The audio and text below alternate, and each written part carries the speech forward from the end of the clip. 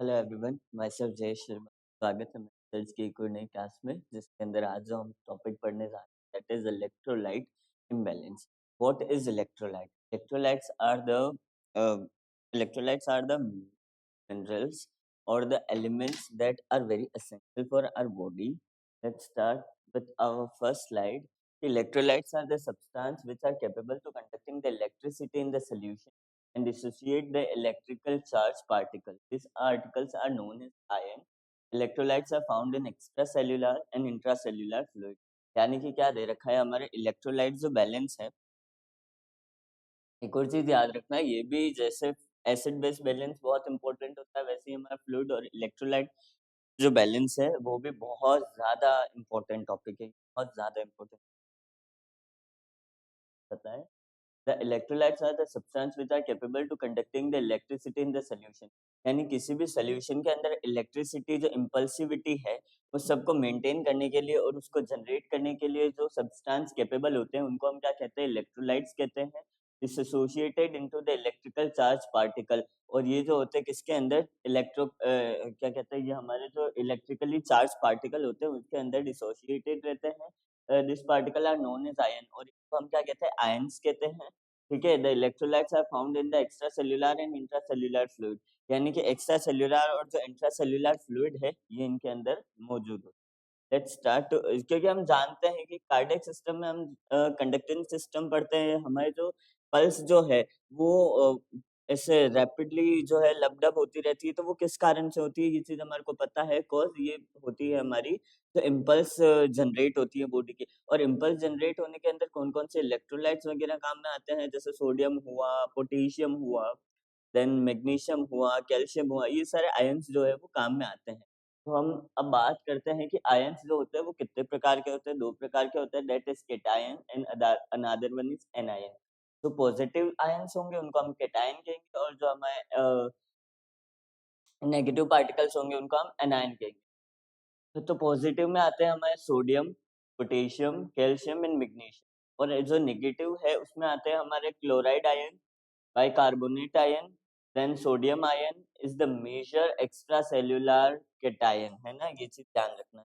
then potassium ion जो कि कौन सा होता है हमारे मेजर इंट्रासेल्युलर केटायन होता है। ये दोनों चीजें ध्यान रखना है ना। हमारे कौन कौन से आ जाते हैं वो सब हमने पढ़ लिए है। Let's move to our next slide, which are के इलेक्ट्रोलाइट की जो नॉर्मल वैल्यूज होती हैं इनको तो आप एकदम कंठस्थ कर लेना। ये डायरेक्ट क्वेश्चंस पूछ लेते हैं आपको डायरेक्ट कि सोडियम का नॉर्मल लेवल बताओ, पोटेशियम का नॉर्मल बताओ। अगर इससे ज्यादा हो गया तो क्या उसके अंदर ओवरलोड है, अगर इससे कम हो गया तो उसके अंदर क्या होगा, उसकी डेफिशिएट है। तो उसके लिए आपको नॉर्मल वैल्यूज जो है वो पता होनी चाहिए। देन उसके बाद में पता करो, सबसे पहले आता है हमारा सीरम सोडियम लेवल, के अंदर आता है 135 से 145 एम इक्वल मिली इक्वल पर लीटर जो है हमारी नॉर्मल वैल्यू। और अगर सेम चीज जो है हम मोल में देखें तो मोल के अंदर कितनी होती है हमारी? 135 टू 145 पर लीटर। सेम चीज हमारी इसके अंदर भी होती है। देन इसके बाद में हम बात करते हैं किसकी? सीरम पोटेशियम लेवल की। तो पोटेशियम सीरम मीन्स यहाँ पे ब्लड के अंदर पोटेशियम का लेवल, ब्लड के अंदर सोडियम का लेवल, ब्लड के अंदर क्लोराइड, ब्लड के अंदर कैल्शियम, ब्लड के अंदर मैग्नीशियम और ब्लड के अंदर फास्फोरस के लेवल की बात हो। देन इसके बाद में पोटेशियम का लेवल देखते हैं तो 3.5 टू 5.1 मिली पर लीटर हमारी कितनी किसकी सीरम पोटेशियम की लेवल होती है। देन सीरम क्लोराइड की लेवल कितनी होती है? 98 to 106 milli equal per litre होती है।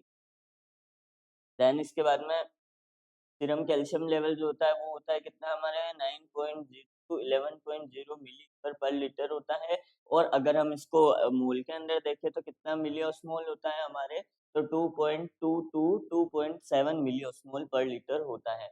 देन बात करते हैं हम सीरम मैग्नीशियम लेवल की। तो सीरम मैग्नीशियम लेवल कितना होता है? 1.6 से 2.6 मिली इक्वल पर लीटर होता है। देन अगर इसको अगर हम जो है मिली ऑस्मोल के अंदर देखें तो वो कितना होता है हमारे?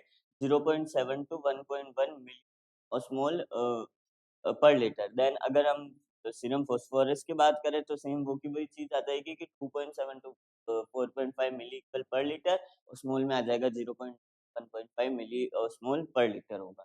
ठीक है, इधर मिली इक्वल में है, इधर मिली ऑस्मोल में है।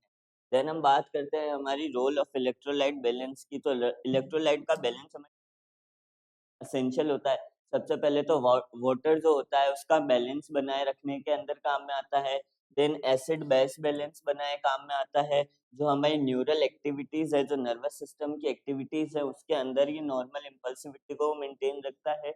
इसके अलावा it is essential for normal vascular activity. Normal जो वास्कुलर एक्टिविटी होती है उसको मेंटेन रखता है। It is essential for the various enzymatic reaction. Various जो एंजाइमेटिक रिएक्शन होती है उसके लिए ये चीज जो है बहुत एसेंशियल होती है। It is essential for the normal heart function. Normal जो कार्डियक एक्टिविटी होती है और हार्ट फंक्शन होता है उसको भी मेंटेन करने में ये काम में आता है। लिख लेना इसके आगे नॉर्मल कार्डियक एक्टिविटी। ये हमारे को किसके आगे लिखना है? ये हमारे को लिखना है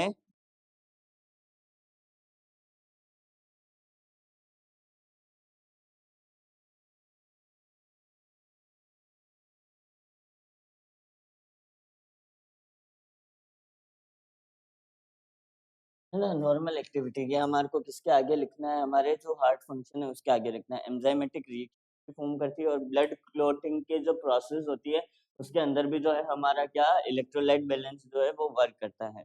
देन हम बात करते हैं हमारे इलेक्ट्रोलाइट इम्बैलेंस की, कि when the serum level of one और मोर इलेक्ट्रोलाइट इधर इट इंक्रीज और डिक्रीज फ्रॉम इलेक्ट्रोलाइट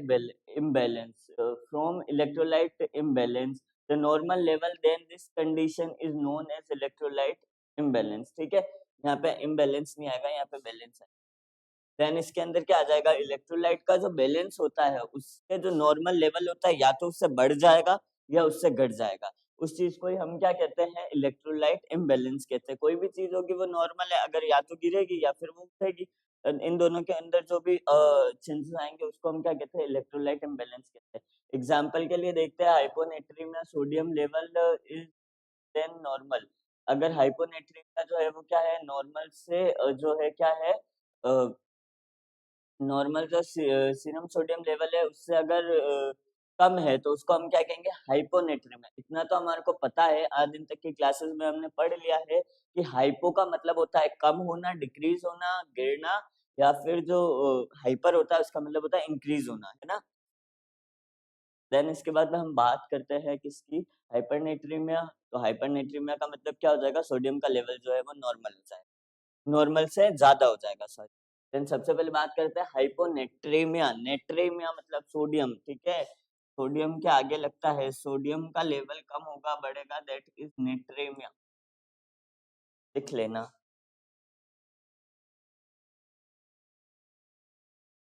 देन इसके अंदर सबसे पहले जो दे रखा है वो क्या दे रखा है? When the serum sodium level is less than 135 milli per litre, then this condition is known as hyponatraemia.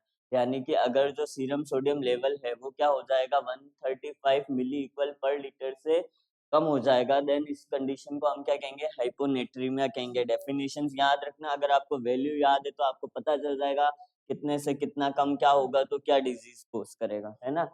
Then इसके बाद में हमारे कोजेज आ जाते हैं। तो किस वजह से आ जाता है? कि आप लो जो सोडियम डाइट है वो कम खा रहे हो उसकी वजह से, या फिर वोमिटिंग और डायरिया के अंदर सोडियम का लेवल जो है वो गिर गया है, लॉस हो गया है सोडियम। देन इसके अलावा ज्यादा स्वेटिंग होगी आपको तो उसकी वजह से हो सकता है आपको बर्न की वजह से हो सकता है, या तो सन बर्न हो सकता है, या किसी प्रकार से बर्न की वजह से हो सकता है। डिक्रीज सिक्रेशन ऑफ एल्डोस्टेरोन हो गया। देन कंजेस्टिव हार्ट फेलियर हो गया, रीनल फेलियर हो गया, एक्सेसिव यूज होगा किसका? आईवी हाइपोटोनिक जो फ्लूइड है उसका। इसके अलावा ये वाला जो सिंड्रोम है, ये नाम आपको याद रखना है, हमने एंटी डायूरेटिक्स के बारे में पढ़ा था। Syndrome of inappropriate secretion of anti diuretic hormone, जिसको हम क्या कहते हैं? सियाद कहते हैं, है ना। शायद या सियाद जो आप कहना चाहो कह सकते हो, प्रोनाउंसिएशन अपने ऊपर होती है। देन नेसोगेस्ट्रिक सक्शन होता है, उसके थ्रू भी आपका जो सोडियम का लेवल है वो गिर सकता है। इसके अलावा जो use of anti diuretic hormone जो है, या फिर अगर हम जो डायूरेटिक नॉट हार्मोन डायूरेटिक्स का यूज करते हैं तो उसकी वजह से हो सकता है हाइपरग्लाइसीमिया। ग्लूकोज का जो लेवल है बॉडी के अंदर, ब्लड के अंदर, वो बढ़ जाएगा। देन उसकी वजह से जो ये डिजीज है वो कोस कर सकता है। देन इसके बाद में मैं बात करता हूँ क्लिनिकल फीचर्स यानी साइन सिम्टम्स जो है वो क्या होते हैं हमारे। तो रैपिड और थ्रेडी पल्स होती है।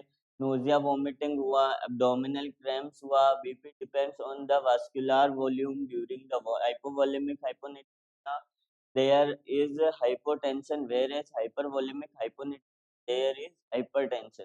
ये चीज ध्यान रखना, ये वाला याद रखना ही रखना है कि जहां पर हमारे वास्कुलर वॉल्यूम के ऊपर ये चीज डिपेंड करती है कि अगर हाइपोवोलेमिक है तो हाइपोनेट्रिक, अगर हाइपोवोलेमिक यानी कि वॉल्यूम जो है वो कम है और उस समय क्या हो रहा है, सोडियम का लेवल भी कम हो रहा है, तो उस जगह हाइपोटेंशन होगा। अगर ये दोनों चीजें बढ़ गई है तो हाइपरटेंशन होगा। स्किन जो है वो हाथ लगाने पे, टच करने पे, टच सेंसेशन पे कैसी फील होती है, कूल फील होती है। देन इसके बाद में फटीग यानी लेथार्जी या फिर जो थकान है वो देखने को मिलती है। देन इसके बाद में आता है हमारे रेस्टलेसनेस, कंफ्यूजन, ये सही चीजें जो है वो हमारे पेशेंट के अंदर देखने को मिलती हैं। देन इरेटेबिलिटी, हेडेक्स, इसके अलावा मस्कुलर जो ट्विस्टिंग है, मस्कुलर ट्विस्टिंग का मतलब क्या होता है, यानी कि आना मांस के अंदर, या जो हमारी मसल्स है इसमें मरोड़ मरोड़ आ जाती है, ट्विस्ट कर देते हैं, वैसे ट्विचिंग दिखने को मिलती है। देन इसके अलावा ट्रेमर्स, ट्रेमर्स का मतलब होता है सीजर्स या फिर जो फिट्स वगैरह कन्वर्जन है वो आना। Dryness of tongue and skin, skin जो है और जो टंग है आपकी वो सूख जाती है। देन इसके अलावा डिक्रीज डीप टेंडन मसल्स, जो डीप टेंडन मसल्स है वो जो है वो धीरे धीरे डिक्रीज हो जाती है ना। देन इसके बाद में बात करते हैं मेडिकल मैनेजमेंट की। क्या होता है medical management is the medical management of hyponatremia is one of the basis of its course, यानी किसी भी कोर्स के बेस के ऊपर हाइपोनेट्रीमिया जो है वो मेडिकल मैनेजमेंट देखने को मिलता है। देन इसके बाद में हम क्या देखते हैं, कोर्स के अकॉर्डिंग जो है आप उसके जो मेडिकल मैनेजमेंट है आप वो करते हो कुल मिला के। If the course of hyponatremia is hypovolemia is hypervolemia then restrict the fluid, यानी कि सोडियम का लेवल अगर क्या कहते हैं हाइपो जो क्या कहते हैं हाइपरवोलेमिया की वजह से, what is the meaning of volemia, यानी कि फ्लूइड का लेवल बढ़ जाता है, और हाइपोवोलेमिया फ्लूइड का लेवल घट जाता है ना। तो restrict the fluid intake, intake जो होगा फ्लूइड का वो रिस्ट्रिक्ट कर दीजिए आप। ठीक है, इसके अलावा क्या होगा, अगर एक्यूट और सीवियर हाइपोनेट्रीमिया है तो आप क्या दे सकते हैं हमारे को पेशेंट को कि IV fluid are given to maintain the normal sodium level. Sodium level है उसको मेंटेन करने के लिए आईवी फ्लूइड दिए जाते हैं, चाहे वो नॉर्मल सेलाइन हो, रिंगर लैक्टेड हो, या फिर हाइपरटोनिक जो सेलाइन हो। 3% जो सेलाइन है एनएस है वो सीवियर केसेस के अंदर हम देते हैं, है ना। देन इसके बाद में आ जाता है if the cause of the hyponatremia is vomiting diarrhoea, अगर ये है तो उसकी वजह से आप क्या दे सकते हो, सोडियम रिच फूड दे सकते हो, जिसमें आती पोटैटो चिप्स आती हैं, हमारे सूप्स आते हैं, पिज्जा आता है, चीज आता है, कॉर्न आता है, कॉर्न चिप्स जो होती हैं, मक्की की जो पापड़ियाँ जिसको हम कहते हैं वो हो गई। तो diarrhoea then this should be treated, तो इन कंडीशन में जो है ये ट्रीट की जाती है। देन नर्सिंग मैनेजमेंट की बात करते हैं तो vital sign, general health status, सदाबहार सबसे पहला पॉइंट।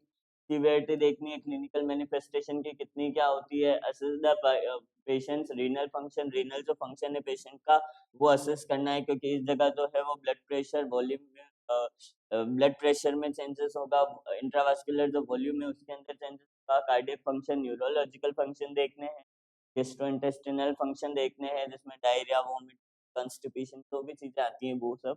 देन इसके अलावा रेस्पिरेटरी जो फंक्शंस होते हैं पेशेंट के हमारे को वो देखने हैं।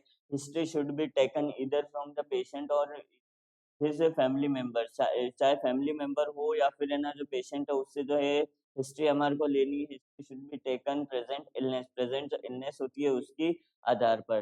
Then the history of past illness की हिस्ट्री हुई, प्रेजेंट इलनेस की हिस्ट्री हुई, पर्सनल हिस्ट्री हुई, फैमिली हिस्ट्री हुई, ये सारी चीजें भी जो आपको पेशेंट की देखनी है। Then maintain the intake output chart, intake और आउटपुट चार्ट जो है उसको आपको मेंटेन करना है। पेशेंट का जो वेट है डेली आपको मेजर करना है। Administer the IV solution carefully as per physician prescription, physician जो प्रिस्क्राइब करता है उसके आधार पे आपको जो सॉल्यूशन जो है वो लेना है। Then advise the patient for restriction if required, fluid का जो रिस्ट्रिक्शन है उसको एडमिनिस्टर करने के लिए आपको पेशेंट को जो है फ्लूइड रिस्ट्रिक्ट करने के लिए जो है आपको पेशेंट को एडवाइस करना है। encourage the patient to take the sodium rich food in sufficient amount के अंदर जो है सोडियम का जो सोडियम रिच जो फूड है आप उसको खाने के लिए इंकरेज करिए। देन इसके अलावा नॉर्मल सेलाइन जो है गैस्ट्रिक ट्यूब के थ्रू या वुंड इरिगेशन के थ्रू कर सकते हैं, है ना? इसके अलावा provide the continuous care of the patient and do not leave him alone, उसको अलोन मत छोड़िए और उसको क्या कीजिए, कंटिन्यूअस केयर कीजिए। Then reassure the patient and family member जो है उसको आप रीअश्योर कीजिए, है ना? देन इसके बाद में हम बात करते हैं हमारी हाइपरनेट्रीमिया की, कि हाइपरनेट्रीमिया जो है वो क्या हो जाता है हमारे, when the sodium level is more than 145 milli equal per litre. Milli equal जो पर लीटर है उसके आधार पे आप सोडियम का लेवल देखिए, अगर उससे ज्यादा है then this condition is as hypernatremia. हाइपरनेट्रीमिया।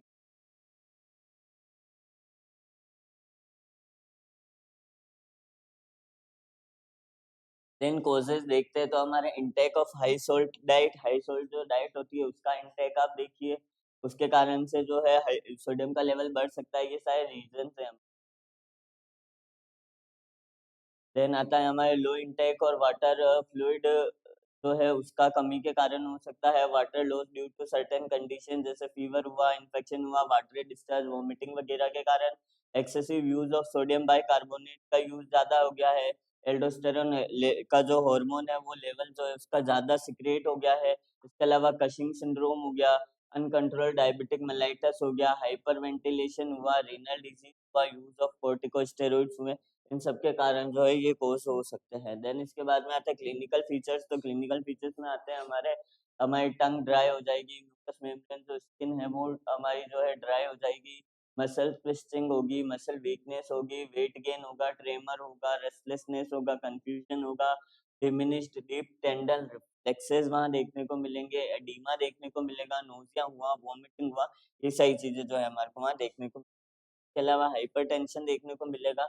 इसके अलावा एडिमा के साथ-साथ डिपेंडिंग ऑन फ्लूइड वॉल्यूम, कितना जो लेवल है फ्लूइड का वो है उसके आधार पे एडिमेटस जो चीज़ है वो देखने को मिलेगी, और हाइपरटेंशन कितने लेवल तक जा सकता है, उसका लेवल कितना तक जा सकता है वो आपको वहाँ, इसके अलावा डिस्निया हुआ, एबनॉर्मल स्किन टर्गर हुआ, अल्टर्ड कॉन्शियसनेस लेवल हुआ, एजिटेशन हुआ, इन सब के कारण से भी जो है आपको वहाँ पे ये सब चीज़ें देखने को हाइपरनेट्रीमिया के कारण देखने को मिल सकती है। देन इसके बाद में मेडिकल मैनेजमेंट हैं हम, तो advice the patient to limit the intake of sodium rich food, यानी सोडियम जो रिच फूड है आप उसका जो है पेशेंट को कहिए कि आप इसको खाइए।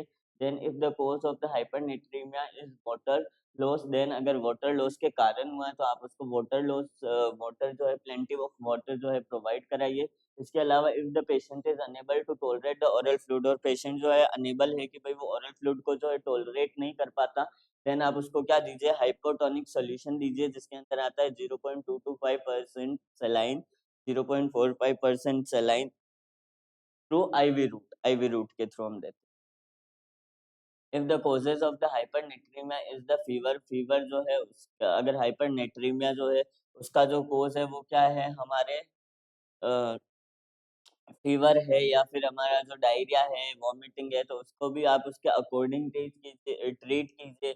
डायरिया है तो एंटी डायरियल दीजिए, वॉमिटिंग है तो एंटी एमेटिक्स दीजिए, अगर फीवर है तो आप क्या दे सकते हैं उसको, एंटी पायरेटिक दे सकते हैं। Then this should be treated, ये जो है वो ट्रीट किया जाए। If the causes is inadequate renal of the sodium, then administer the diuretic to promote the sodium loss, यानी कि अगर है ना जो रीनल का जो सिक्रेशन है सोडियम का वो अगर बहुत ज्यादा जो है क्या कहते हैं इनएडिक्वेट है, तो आप उसको क्या दीजिए, एडमिनिस्टर कीजिए, क्या डायूरेटिक एडमिनिस्टर कीजिए, जो कि क्या करेगा, सोडियम के लॉस को प्रमोट करेगा, है ना?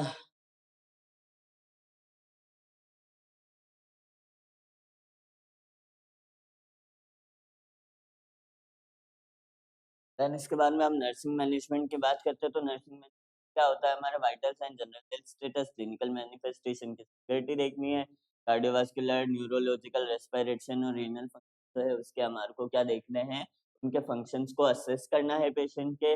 इसके अलावा उसकी स्किन जो है वो ड्राई, पूल, पेची तो नहीं है, टर्गर तो नहीं है, उसका स्टेटस हमारे को असेस करना है। Then maintain the intake output chart, intake और आउटपुट चार्ट जो है उसको मेंटेन करना है। Weighing the patient daily, patient को जो है आपको डेली क्या करना है, वेट करना है उसका। Start the IV drip as per doctor's prescription, as per doctor prescription आप जो है आईवी ड्रिप जो है चालू कर सकते हैं। Administer the medicine such as diuretics, antiemetics, antibiotic, anti diarrheal etc as per doctor's prescription, doctor's के प्रिस्क्रिप्शन के अकॉर्डिंग जो है आप ये सारे जो मेडिसिन हैं आप उसको यूज कर सकते हैं। Use the 5 hour rule while administrating the drugs. आप जब ड्रग्स लगाएं तब 5 आवर रूल का इस्तेमाल कीजिए। Restrict the sodium and fluid intake as per prescribe. जैसे जैसे प्रिस्क्राइब करे जाएं आपको फ्लूइड और जो सोडियम का डाइट है उसको रिस्ट्रिक्ट करना है ना। देन इसके बाद में आपको क्या कहना है, रिस्ट्रिक्ट मतलब रिड्यूस करना है ना। ऐसे नहीं कह सकता बिल्कुल ही बंद कर दो, सोडियम बिल्कुल ही बंद हो ही नहीं सकता, क्योंकि वाटर तो आपको जरूरी है, और जब वाटर होगा देन सोडियम का लेवल तो आपको कहीं, है ना। Then if the patient is suffer from dryness, अगर ड्राइनेस के कारण पेशेंट सफर कर रहा है तो mucus membrane of oral cavity then provide the mouth wash with the hydrogen peroxide. Hydrogen peroxide वाला जो माउथ वॉश है उसके थ्रू जो है आप पेशेंट टंग है और ओरल कैविटी जो है mucus membrane, oral cavity mucus, oral cavity की जो म्यूकस मेम्ब्रेन को आप वापस से जो है इसके थ्रू क्या कर सकते हैं, आप ल्यूब्रिकेट कर सकते हैं, रिहाइड्रेट कर सकते हैं। सीरम का जो सोडियम लेवल है उसको आपको मॉनिटर करना है, इम्प्रूव करना है, किसको, हेल्थ स्टेटस को। Do not leave the patient alone in continuous observation. आप पेशेंट को अकेला मत छोड़िए, एंड कंटिन्यू ऑब्जर्व कीजिए। Should be done to identify any severe complication. किसी भी प्रकार की जो सीवियर कॉम्प्लिकेशन है उसको आइडेंटिफाई कीजिए। Provide the information the patient and his family member regarding the cause, clinical feature, treatment and prognosis of disease। यानी डिजीज जो है उसके कोज हुए, क्लिनिकल मैनिफेस्टेशन या फीचर्स हुए, ट्रीटमेंट हुआ, प्रोग्नोसिस हुआ, उस सब के रिगार्डिंग जो है पेशेंट के जो फैमिली मेंबर्स है और पेशेंट जो है उसको आप इंफॉर्मेशन और डाटा जो है प्रोवाइड कराइए। Provide the emotional support to the patient, his family members, उसके जो इमोशनल सपोर्ट है आप वो प्रोवाइड कराइए पेशेंट को, ठीक है। देन इसके बाद में हम बात करते हैं हाइपोकैल्सीमिया की। हाइपोकैल्सीमिया क्या होता है हमारे, कि when the serum calcium level is less then 8.6 mg per day. यानी कि सीरम कैल्शियम लेवल जो है वो 8.6 mg पर डे से जो है अगर कम हो जाता है तो इस कंडीशन को हम क्या कहते हैं, हाइपोकैल्सीमिया कहते हैं, है ना। कैल्शियम का लेवल कम हो गया तो अब इसके अंदर कोजेस क्या क्या आ जाएंगे हमारे, हाँ कैल्शियम का लेवल कम है देन मीन कैल्सीमिया। ये चीजें आप लिखना, लिखाता हूँ।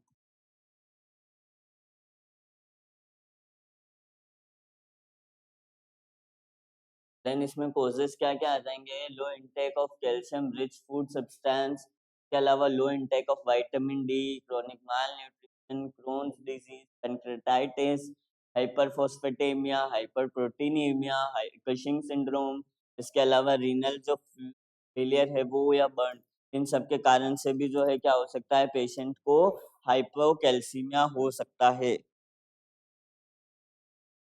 देन इसके बाद में हम बात करते हैं किसकी, हमारी जो नेक्स्ट स्लाइड है उस पे हम जाते हैं, मेटाबॉलिक एल्केलोसिस। यानी कि मेटाबॉलिक एल्केलोसिस का मतलब क्या होता है, शरीर ब्लड का पीएच है वो कम हो, ब्लड का पीएच जो है वो क्या ज्यादा हो चुका है, और इसके साथ में क्या रीजन है इसका, मेटाबॉलिक है।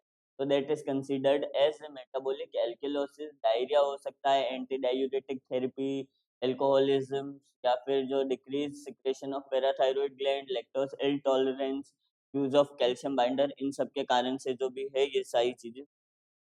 देन इसके बाद में क्या क्या ये सही चीजें क्या हाइपोकैल्सीमिया हो सकती है। देन इसके बाद में हम बात करते हैं किसकी, मसल ट्विस्टिंग हुआ, मसल क्रैम्प, सीजर्स, ये सारी चीजें आ जाती हैं, और सीजन आते हैं टिटनी लाइक स्पाज्म आपको यहाँ देखने को मिलता है। सबसे बड़ी चीज तो ये, ठीक है, मसल क्रैम्प्स आते हैं, मसल ट्विस्टिंग आती है, सीजर्स आते हैं, इरिटेबिलिटी होती है, टिटनी होती है। टिटनी के आगे लिख लेना टिटेनी लाइक स्पाज्म।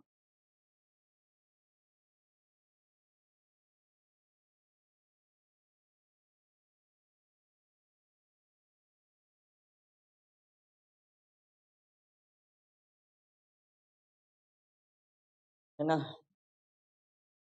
देन इसके अलावा क्या क्या हो सकता है, हमारे नमनेस आ सकती है, टिंगलिंग सेंसेशन आ सकता है, इन एक्सट्रीमिटीज के अंदर पैराथेसिया हो सकता है, पैरास्थेसिया हो सकता है, लेरिंजियल स्पाज्म हो सकता है, डायरिया हो सकता है, गैस्ट्रिक मोटिलिटी हो सकती है इंक्रीज।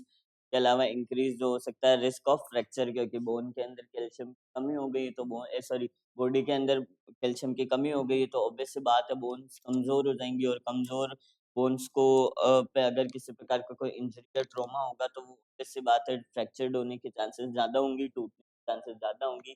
इसके अलावा ये 2 साइन तो बहुत अच्छे से याद रख लेना। ये बहुत इम्पोर्टेंट है। हाइपोकैल्सीमिया में ये 2 साइन आते ही आते हैं। The first one is the positive Trousseau sign और next one is positive Chvostek sign. ठीक है, तो ट्रोज़िव साइन क्या होता है? Muscular spasm occur when the pressure is applied to nerve in the vessel of upper arm.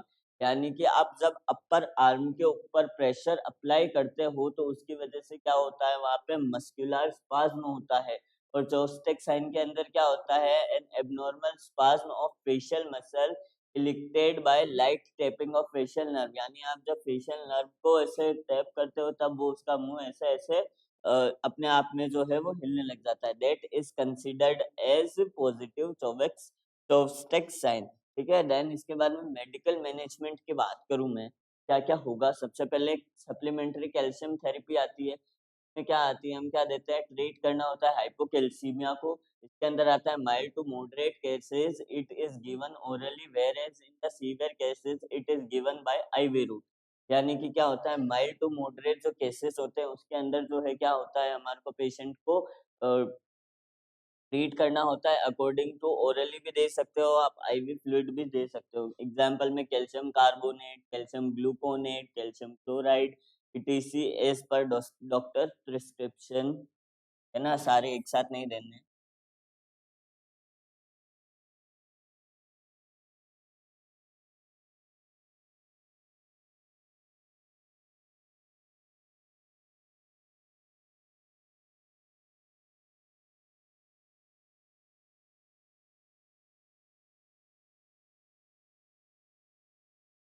To increase the absorption of calcium, calcium therapy should be given 1 to 2 hours पर after मील। यानी एक से 2 घंटे के बाद में जो है आपको मील जो है उसको लेना है। Then vitamin D also increase the absorption of calcium. Absorption of calcium यानी कैल्शियम का जो एब्जॉर्प्शन है उसके थ्रू भी जो है आपको जो है वो इंक्रीज कर देना है। एब्जॉर्प्शन के लिए क्या इंक्रीज कर देना है? विटामिन डी इंक्रीज कर देना है। Then advise the patient to take plenty of calcium rich food. Calcium rich food जो है पेशेंट को लेने के लिए आप कहिए। देन इसके बाद में नर्सिंग मैनेजमेंट का वही है, vital sign general health status assess करो। उसके जो न्यूरोमस्कुलर रेस्पिरेटरी के अलावा कार्डियक और जो गैस्ट्रोइंटेस्टिनल प्रॉब्लम्स है उसको असेस करो, उनकी सीवियरिटी को भी असेस करो। इसके अलावा कैल्शियम का जो सीरम लेवल है उसको मॉनिटर करो, हिस्ट्री को ऑब्टेन करो, फैमिली मेंबर्स को आइडेंटिफाई करवाओ कि भाई क्या-क्या कॉजेज़ हो सकते हैं वो बताइए हमको थोड़ा, हमारे को उससे इंटरैक्ट करके हिस्ट्री निकालिए। देन इसके अलावा हमारा आ जाता है क्या कि assess the patient assess the assess the feeding pattern and nutritional status of patient. यानी पेशेंट स्टेटस है और जो उसका जो फीडिंग पैटर्न है उसको असेस करिए। Examine the patients to determine the whether he is suffering from the Trousseau sign and Chvostek sign. यानी चॉपस्टिक साइन और जो ट्रोजी साइन होता है आप उसको भी जो है असेस कीजिए। Administer the supplementary calcium therapy as per doctor prescription. Doctor के प्रिस्क्रिप्शन के आधार पे आप सप्लीमेंट्री दीजिए कैल्शियम थेरेपी। देन इसके बाद में हम बात करते हैं किसकी, हमारी इसमें क्या आ जाता है, अगर हाइपोकैल्सीमिया का रिस्क ज़्यादा है तो उस समय फ्रैक्चर हो सकता है, तो आप प्रिकॉशंस रखिए, उसको इंजरी से प्रिवेंट करिए। देन इसके अलावा टंग बाइट वगैरह जो है ये सारे सीजर्स में देखने को मिल सकते हैं, तो उसको बेड से गिरने से बचाइए, माउथ गेज से बचाइए। कि जो साइड रेल्स आप है बेड के जो साइड रेल्स है उसको आप ऊपर रखिए। कैल्शियम थेरेपी दीजिए 1 से 2 घंटे बाद में खाने के। देन इसके बाद में जो है हमारे क्या दे सकते हो, advice the patient to take the calcium rich food. Patient को कहिए कि आप जो है कैल्शियम रिच फूड जो है को खाइए। देन इसके अलावा हमारे क्या दे रखा है इसके अंदर, advice the patient to take calcium rich food. Then इसके बाद में आ जाता है milk, cheese, yogurt, ice cream, green leafy vegetable, egg, fishes provide the psychological support to the patient and family members. Patients और जो फैमिली मेंबर्स है उनको साइकोलॉजिकल सपोर्ट प्रोवाइड कराइए और ये सारे जो कैल्शियम रिच फूड है आप उसको खाने के लिए कहिए। देन इसके बाद में आता है हाइपर कैल्सीमिया, जिसमें हाइपर कैल्सीमिया में क्या है, कैल्शियम का लेवल बढ़ जाता है कितना, 11 mg पर डीएल से ज़्यादा हो जाता है। Then it considered as hypercalcemia. Then इसके आ जाता है कॉजेज के अंदर, वो की वही चीज़ें आएंगी जिसमें सबसे पहला और मोस्ट इम्पोर्टेंट चीज़ है वो है हमारा पैरा जो थायराइड ग्लैंड है उसकी जो एक्टिविटी है वो स्टिमुलेट ज़्यादा हो जाती है, ज़्यादा भावुक हो जाती है। Excessive oral intake of calcium और विटामिन डी हुआ, एक्सेसिव थियाजेड जो डायूरेटिक्स है उसका यूज किया होगा। मैलिग्नेंट ट्यूमर हो सकता है जिसमें आ जाता है हमारे मल्टीपल माइलोमा आ गया, लंग कैंसर आ गया, प्रोस्टेट कैंसर आ गया, ब्रेस्ट कैंसर आ गया, ईटीसी। प्रोलॉन्ग्ड इमोबिलिटी हो सकता है, डिहाइड्रेशन हो सकता है, मल्टीपल फ्रैक्चर्स आ सकते हैं, रीनल फेलियर हो सकता है, hyper activity of the thyroid gland जो है उसकी हाइपर एक्टिविटी हो सकती है। देन इसके अलावा जो है वो क्या हो सकता है, मेटाबॉलिक एसिडोसिस हो सकता है, लिथियम थेरेपी दे सकते हैं हम, हाइपोफोस्फेटेमिया जो है वो कोज हो सकता है। ये सही चीजें हमारे पेशेंट देखने को। नेक्स्ट मैं बात करता हूँ हमारे ऑनलाइन बैच की जो प्रभु इंस्टीट्यूट लेके आया है, जिसमें हमारे जीएनएम का जो सब्सक्रिप्शन है वो 267 का है, और का जो है वो 215 का है। देन इसके बाद में क्लिनिकल मैनिफेस्टेशंस की मैं बात करूँ तो उसमें आ जाता है हमारे muscular weakness, lethargy, confusion, concentration, nausea, vomiting, loss of appetite जिसको हम एनोरेक्सिया कहते हैं, पॉलीयूरिया होता है, पॉलीडिप्सिया होता है, बोन जो पेन है वो होता है। इसके अलावा इंक्रीज रिस्क ऑफ फ्रैक्चर हो सकता है, डिक्रीज पेरिस्टाल्सिस मूवमेंट हो सकता है, risk of kidney stone increase हो सकता है, यानी किडनी स्टोन के बढ़ने के चांसेस है क्योंकि कैल्शियम भी बढ़ रहा है, ऑक्सलेट भी होता है। ठीक है, तो ये दोनों चीजें के कारण due to increase of calcium and oxalate, due to increase of तो पहला आएगा कैल्शियम, दूसरा आएगा ऑक्सलेट। ये दोनों वर्ड्स याद रखना, ठीक है। देन इसके बाद में हम बात करते हैं किसकी, हमारे मेडिकल मैनेजमेंट की कौन कौन सी मेडिसिन आपको देनी है। सबसे पहले देनी है कैल्सिटोनिन देनी है, प्रोस्टाग्लैंडिन सिंथेसिस इनहिबिटर देनी है, ग्लूकोकोर्टिकॉइड्स आपको देनी है, एंटी ट्यूमर देनी है कि भाई ट्यूमर ना हो जाए, उसके लिए जो है आपको ड्रग्स देनी है। इसके अलावा बाइफोस्फेनेट्स देनी है। देन इसके बाद में हमारे को क्या देनी है, थियाज़ाइड डायूरेटिक्स जो है अगर वो हाइपर कैल्सीमिया कोज कराती तो उसको आपको तुरंत प्रभाव से बंद कर देनी है। कैल्शियम थेरेपी और विटामिन डी जो है आप ओरली देते हैं, अगर वो लेने के लिए अगर आईवी देते हैं तो आप उसको आपको स्टॉप कर देना है क्योंकि कैल्शियम का लेवल इनसे भी बढ़ता है। देन इसके अलावा जो है हमारे को क्या देखना है, if the infusion of the normal saline is also help, अगर जो इन्फ्यूजन जो है नॉर्मल सेलाइन का वो भी हेल्पफुल है तो आपको क्या करना है, सोडियम जो सीरम लेवल है उसको मेंटेन रखना है, कैल्शियम को मेंटेन रखना है, और अनरिस्पॉन्सिव केसेस के अंदर डायलिसिस भी जो है वो डन करा सकते हैं। फिर नर्सिंग मैनेजमेंट की बात करते हैं तो वाइटल साइन जनरल स्टेटस को मेंटेन करना है, severity of the clinical manifestation है आपको वो मेंटेन करने हैं। के अलावा है ना जो हाइपर कैल्सीमिया का जो रिस्क होता है, रिस्क किसमें, रीनल स्टोन में, आपको उसको भी मेंटेन करना है। तो आपको जो है क्या करना है, इंक्रीज ना हो उसके लिए पेशेंट के जो फीचर्स है उसको आपको बार बार देखते रहना है, मॉनिटर करना है। सीरम कैल्शियम लेवल को मॉनिटर करना है आपको, इनटेक आउटपुट चार्ट उसको मेंटेन भी करना है। पेशेंट को हिस्ट्री वगैरह कुछ है तो आप उनसे पूछ के बताइए, वो कि वही चीजें बार बार रिपीट हो रही है। Assess the patients clinical presence and the clinical feature of heart block, cardiac arrest हो सकता है इस समय तो उसको आपको देखना है। और जब कैल्शियम का लेवल बढ़ता है तो कार्डियक अरेस्ट होता है, तो उस समय हम उसको प्रिवेंट करने के लिए कैल्शियम चैनल ब्लॉकर्स भी देते हैं, है ना, ये चीज ध्यान रखना। क्या देते हैं हम, कैल्शियम चैनल ब्लॉकर्स।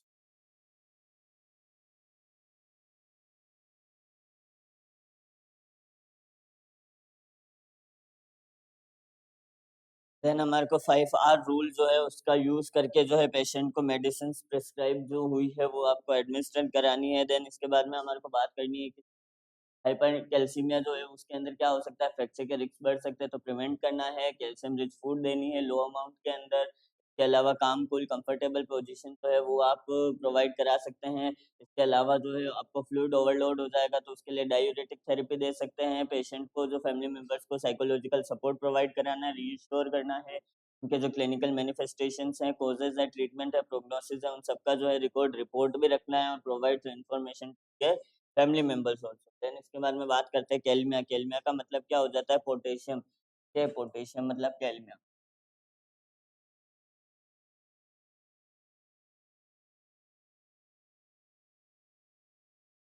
कैलमिया जो होता है,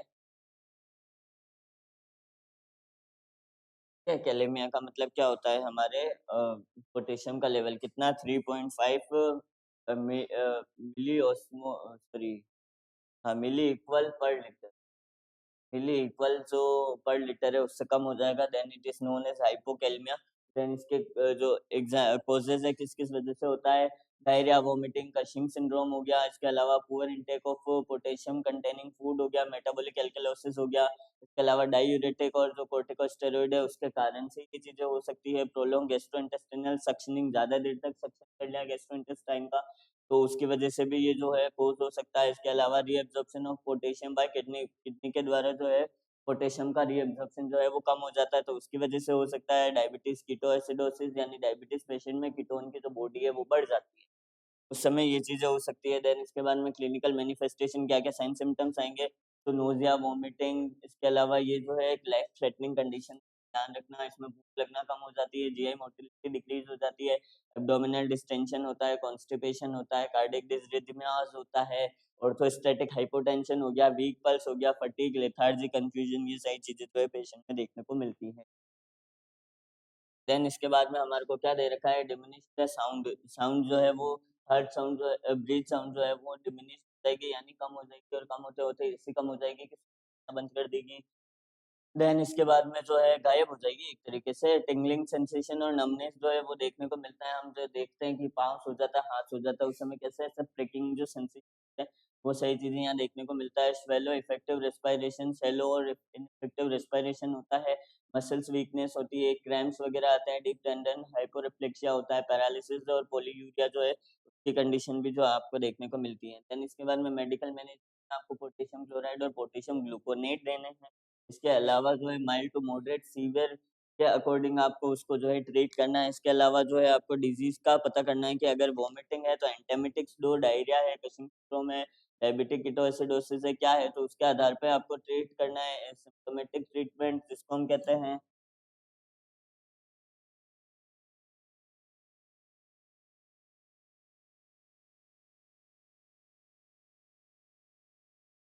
देन इसके बाद में हमारे को क्या दे रखा है, essential for give the diuretic the patient and potassium sparing diuretic, यानी पोटेशियम स्पेरिंग डायूरेटिक्स आपको देनी है, यानी कि जो पोटेशियम को छाट छाट के रखे। देन उसके अंदर क्या आता है हमारा स्पायरिनो और टोस लेक्टोन आता है, एमाइलोराइड्स आती हैं, ये सारी जो इसके एग्जांपल्स हैं। Advise the patient to take the potassium rich food substance in sufficient amount में जो है पोटेशियम आपको पेशेंट को देना है। देन इसके बाद में आ जाते हैं एग्जांपल्स के लिए क्या क्या आ जाता है कि कौन कौन से पोटेशियम रिच सब्सटेंस है। सीरियल्स, यानी कि जो दालें वगैरह है वो आ जाती है।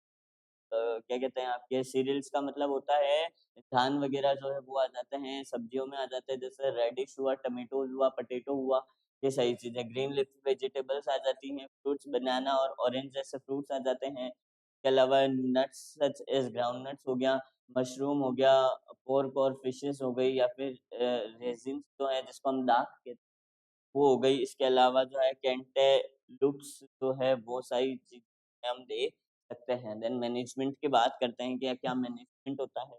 Hypokalaemia is a life threatening condition, carefully closely बिल्कुल वाइटल साइंस असेस करना है, सीवीटी असेस करनी है। इसके अलावा जो है वो क्या कहना है हमारे को कि इसका जो अगर हाइपोकैलिमिया है तो उसके अंदर की क्या प्रकार का जो है कोज है उसको कंडीशन प्रेजेंट है कि नहीं है, तो वो प्रेसिपिटेटिंग जो कोज है आपको वो फाइंड आउट करना है कि भाई nausea, vomiting, Cushing syndrome, diabetes ketoacidosis वगैरह इनमें से तो कुछ है नहीं है। नॉलेज असेस करना है, और इसके अलावा सप्लीमेंट्री पोटेशियम लेवल या थेरेपी जो पेशेंट को प्रिस्क्राइब की है आपको वो प्रोवाइड करानी है। देन इसके बाद में बात करते हैं सप्लीमेंट जो हमारे को दी है, तो आप किसके साथ दे सकते हो, मील के साथ 1 ग्लास ऑफ जूस के साथ आप दे सकते हो। एम्प्टी स्टमक, अगर एम्प्टी स्टमक में दिखता है तो ये जो कोज कर सकती है नोजिया और वोमिटिंग, ठीक है, ये चीज ध्यान रखना, वापस से बाहर निकाल देना। देन इसके बाद में बात करते हैं test of the liquid potassium chloride is unpresent, अगर जो पोटेशियम और जो क्लोराइड का टेस्ट अनप्रेजेंट लगता है तो आप उसको पानी के साथ या फिर जो है मील या फिर जूस के साथ प्रोवाइड करा सकते हैं। देन इसके बाद में लिक्विड पोटेशियम जो है हमारे को आईवी पुश के द्वारा नहीं देना होता है, और बाई किसी प्रकार से हम आईएमआईसी नहीं लगाते हैं। इसको अगर हम जो है आईवी देंगे तो डाइल्यूट करके देना पड़ेगा, और इसके अलावा हम जो है क्या देते हैं, कंसंट्रेशन का ज़्यादा नहीं होना चाहिए, कितना 1 mg/ml के अकॉर्डिंग, ज़्यादा नहीं होना। देन एडवाइस करना है पेशेंट को कि टू गेट टेक होगा यहाँ पे पोटेशियम रिच डाइट जो है सफिशिएंट अमाउंट में आप लीजिए। इसके अलावा डायूरेटिक्स एडमिनिस्टर कीजिए, होगी तो आपको पोटेशियम वाली यूज़ करनी है। Then patient suffering from the orthostatic hypotension से अगर पेशेंट जो है सफ़र करता है, तो उसको एडवाइस कीजिए कि चेंज द पोजीशन स्लोली, आप जो है अपनी पोजीशन को जो है स्लोली चेंज कीजिए। Then improve the knowledge of patient is family members regarding the disease, disease के रिगार्डिंग जो है आप क्या कर सकते हैं, पेशेंट और इसके फैमिली मेंबर्स की नॉलेज जो है इम्प्रूव कर सकते हैं। Reassure the patient to his family members, provide psychological support जो है वो आप प्रोवाइड करा दीजिए पेशेंट को, है ना। देन इसके बाद में आ जाता है हाइपरकैलेमिया। क्या होता है हाइपरकैलेमिया? का मतलब होता है serum potassium level is 5.1 milli equal per litre, यानी 5.1 मिली इक्वल पर लीटर के आधार पर जो है आप क्या कर सकते हैं, पोटेशियम लेवल को जो है अगर ज़्यादा हो जाता है 5.1 मिली इक्वल से ज़्यादा हो जाता है, then hyperkalemia, sorry normal सी डेफिनेशन क्या बोल गया मैं। देन इसके बाद में कॉजेज वो के वही आ जाते हैं, अगर पोटेशियम का जो फूड है वो ज़्यादा हो जाएगा तो पोटेशियम का लेवल बढ़ जाएगा, रीनल फेलियर, एडिशन, ठीक है। इसके अलावा जो है हमारी क्या हो सकती है, एसिडोसिस हो सकती है, डिहाइड्रेशन, स्ट्रोक, हाइपर यूरिसीमिया हो सकता है, यूरिक एसिड का लेवल ज़्यादा हो जाएगा तो देन इसके अलावा ये जो हमारी पोटेशियम स्पेरिंग डायूरेटिक्स है वो देते हैं, तो उसके कारण से भी जो है वो क्या हो सकता है, हमारे क्या हो सकती है, हमारे अंदर हाइपर कैलेमिया हो सकता है। देन रेस्टलेसनेस, डायरिया, जय मोटिलिटी, ये सब हो सकता है। कार्डियक डिसरिथमियास हो सकता है, यानी कि कार्डियक की रिदम है वो कम हो जाती है। देन इसके अलावा हमारी जो क्या कहते हैं, स्लो और वीक पल्स देखने को मिलती है, मस्कुलर वीकनेस हो जाता है, कार्डियक डिसरिथमिया हो गया, टिंगलिंगनेस का सेंसेशन हो सकता है, फ्लैसिड पैरालिसिस हो सकता है, इसके अलावा हाइपोटेंशन हो सकता है, मस्कुलर क्रैम्प्स वगैरह आ सकते हैं, कार्डियक अरेस्ट हो सकता है, ये सारी जो क्लिनिक के अंदर देखने मिलते हैं। देन इसके बाद में हम मेडिकल मैनेजमेंट की बात करें तो क्या होता है मेडिकल मैनेजमेंट का, IP infusion of the glucose and insulin हुआ, सोडियम बाइकार्बोनेट हुआ, इसके अलावा कैल्शियम ग्लूकोनेट हुआ, ये सारे के कारण जो है हमारा सोडियम लेवल जो है कम हो जाता है। देन इसके बाद में आ जाता है पोटेशियम एक्सक्रीटिंग डायूरेटिक, किसकी वजह से हो सकता है, तो do not use the potassium sparing diuretics. इसके अलावा बीटा एगोनिस्ट हो सकता है जिसमें हम एल्बिट्रियल को देते हैं IV. Then advice the patient to take the potassium rich diet, जिसमें आता है लो अमाउंट में आपको देनी होती है। इफ अनरिस्पॉन्सिव केसेस जो होता है उसके अंदर डायलिसिस और जो ब्लड है वो अल्ट्रा फिल्ट्रेशन जो वो हो सकता है, कर सकते हैं, ठीक है। देन इसके बाद में हमारे को क्या आता है, नर्सिंग मैनेजमेंट क्या-क्या देखने को मिलता है, तो वाइटल साइंस हुआ, जनरल एंड क्लिनिकल फीचर्स तो आपको देखने को मिलते ही मिलते हैं। देन इसके अलावा प्रेजेंस ऑफ फैक्टर्स, जो भी प्रेसिपिटेटिंग फैक्टर्स वहाँ मौजूद हैं, आप उसको किस कारण से हुआ है वो आप देखिए। देन उसके बाद में एंग्जायटी लेवल को असेस कीजिए, उसके अलावा नॉलेज को, स्ट्रेस मैनेजमेंट स्किल आनी चाहिए। इसके अलावा रूल ऑफ 5 रूल जो है वो देखिए, अगर पेशेंट के स्किल मैनेज स्किल अच्छी है, स्ट्रेस तो अच्छी बात है, नहीं तो आप उसको इसके स्ट्रेस मैनेजमेंट जो है थेरेपी दीजिए। देन इसके अलावा प्रोवाइड अ कंफर्टेबल पोजीशन आप दे सकते हैं, calm cool well ventilated environment आप प्रोवाइड करा सकते हैं। Encourage the patient to take the potassium rich diet, potassium rich जो डाइट है वो लो अमाउंट में पेशेंट को प्रोवाइड कराइए। देन इसके अलावा वो कि वही है, डायूरेटिक्स अगर ज़रूरी है तो दीजिए, नहीं दे सकते तो आप उसमें क्या दे सकते हैं, इंस्टेड ऑफ अगर आप जो है पोटेशियम एक्सक्रीटिंग डायूरेटिक्स दीजिए, किसकी जगह, पोटेशियम स्पेरिंग डायूरेटिक्स, ठीक है। स्पेरिंग के अंदर वो जो पोटेशियम रह जाता है और एक्सक्रीटिंग में पोटेशियम बाहर निकल जाता है, ठीक है।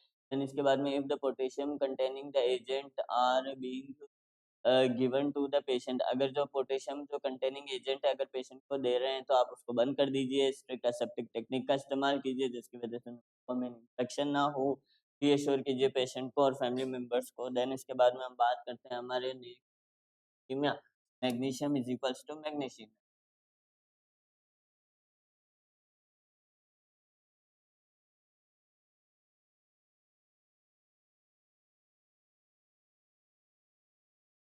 देन इसके अंदर क्या-क्या आ जाता है, when the serum magnesium level is less than 1.6 mg per dL, then this condition is known as hypomagnesemia, ठीक है। देन इसके बाद में हम बात करते हैं किसकी, हमारी कॉजेस की, तो insufficient intake of the magnesium containing food, magnesium containing food जो है आप वो अगर इनसफिशिएंट है तो उसकी वजह से मैग्नीशियम की कमी जो है वो हो जाएगी, एक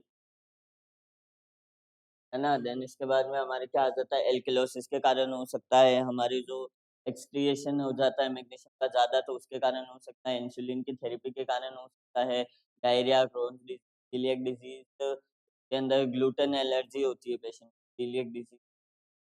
देन इसके अलावा डाययूरेटिक थेरेपीज़ आप दे सकते हैं, एमाइनो ग्लाइकोसाइड्स दे सकते हैं, increase the blood sugar level जो है वो भी बढ़ जाता है, तो इसके कारण से जो है वो दे सकते नहीं है, इन थेरेपीज़ के कारण से जो है मैग्नीशियम कमी हो जाती है ना। सॉरी, मैं टंग ट्विस्टिंग हो गई मेरी। देन इसके बाद में क्लिनिकल मैनिफेस्टेशन आता है, जिसमें आता है muscular weakness, muscular spasm, convulsion, tetany, irritability, confusion, decrease GI motility, dysrhythmia, then loss of appetite, positive ट्रो ये दोनों जो साइन है, ट्रोसिस साइन और चॉकस्टिक साइन जो है वो आपको देखने को मिलते हैं। देन इसके बाद में मेडिकल मैनेजमेंट की वही चीजें हैं जिसकी कमी हो आपको वो हम ऑक्सिलेट ओरल देनी है, सल्फेट अगर देना है मैग्नीशियम का तो आईवी फ्लूइड के थ्रू दें। के अलावा रिच फूड कौन-कौन से हो सकते हैं, सीरियल्स हो सकता है, ग्रीन लीफी वेजिटेबल्स हो सकती हैं। ये for source of every electrolyte.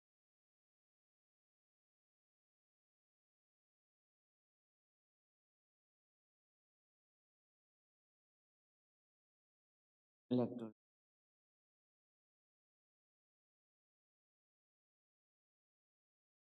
Then इसके बाद में मिल्क हुआ, लो फैट योगर्ट हुआ, इसके अलावा पोटैटोज़, पीस, रेज़िन्स, चिकन, पोर्क्स ये सारी चीज़ें आप दे सकते हैं। Discontinue the medicines which can be contribute hypomagnesemia, जो कि क्या कर सकती है, हाइपोमैग्नीशियमिया कोज कर सकती है, वो मेडिसिन को आपको जो है क्या करना है, स्टॉप कर देना है। फिर नर्सिंग मैनेजमेंट के अंदर आता है, हमारे नर्सिंग मैनेजमेंट में सबसे पहली जो चीज़ आती है वो क्या आती है, हमारे एसएस वाइटल है, वो का भैया प्रिस्क्राइब करना है, 5 आवर का रूल लगाना है, सोडियम लेवल को चेक करना है हमेशा 12 से 24 घंटे के बाद में।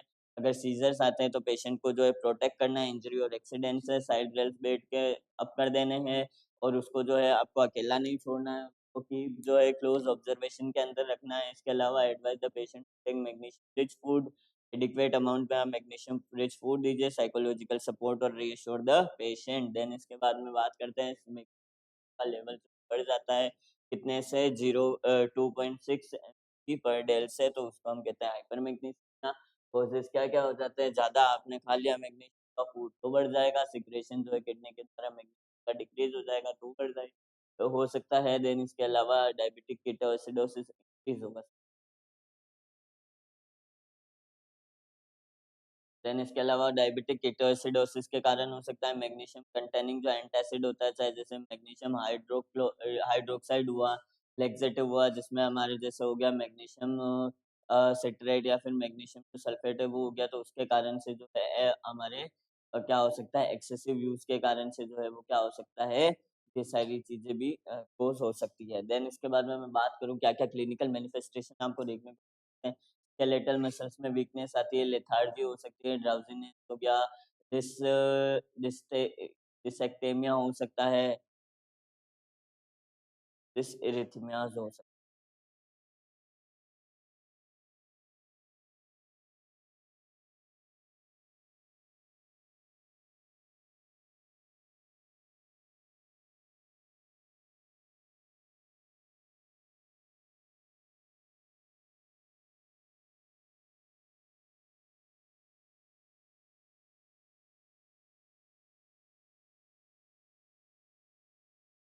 देन इसके बाद में हाइपोटेंशन हो सकता है, टेकिकार्डिया हो सकता है, पेशेंट में वोमिटिंग हो सकता है, सीवियर केसेस के अंदर जो है कार्डियक फेलियर जो कोमा है वो सब भी चीज़ें हो सकती हैं।